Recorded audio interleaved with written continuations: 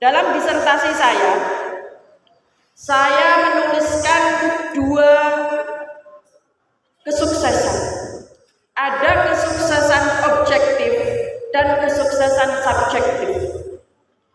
Kesuksesan subjektif itu adalah kesuksesan yang di situ mengukur kesuksesan dengan ukuran kepuasan pribadi kita, kebahagiaan diri kita.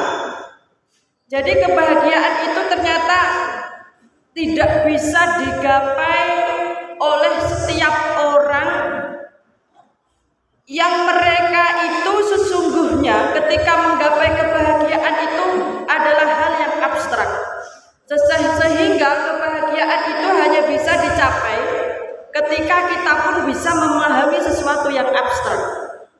Sesuatu yang abstrak itu, kepuasan adalah sesuatu yang abstrak, kebahagiaan adalah sesuatu yang abstrak. Maka kesuksesan subjektif itu hanya bisa dicapai ketika seseorang itu bisa mencapai kesuksesan dirinya yang dirasakan oleh dirinya sendiri. Kemudian yang kedua yaitu kesuksesan objektif.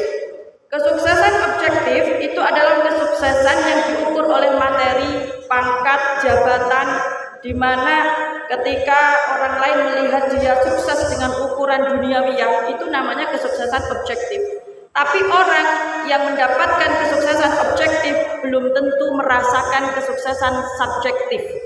Maka seringkali kita melihat orang-orang yang di mata kita itu mereka sukses, tapi ternyata mereka hidupnya tidak bahagia. Seringkali kita merasa bahwa kita iri kepada seseorang, tapi ternyata seseorang tersebut juga iri terhadap kita.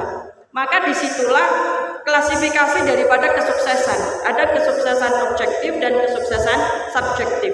Tinggal kita memilih bagaimana kesuksesan yang ingin kita raih.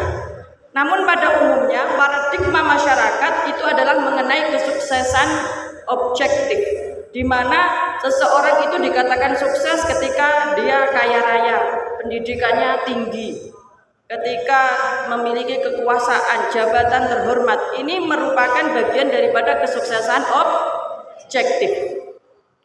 Tapi kita pun tidak boleh menafikan yang namanya kesuksesan subjektif, di mana kita harus memikirkan bagaimana kepuasan terhadap diri kita. Kalau di dalam agama Islam kita berkata ini adalah sebagai bentuk rasa syukur kita terhadap kehidupan kita di dunia ini. Maka saya membuat buku perdana saya, yaitu mengenai setiap individu merupakan bagian daripada kesuksesan itu sendiri, yaitu sukses hak setiap individu. Kita semua sukses jika kita merasa bersyukur dengan keberadaan diri kita sendiri. Alhamdulillah. Jadi pertama-tama kita harus mensyukuri keberadaan diri kita, eksistensi diri kita, apapun diri kita, kita perlu mensyukurinya itu. Baru ketika kita mensyukuri itu, maka kita bisa mengembangkan sayap, mengeksplorasi kemampuan dan potensi yang kita miliki.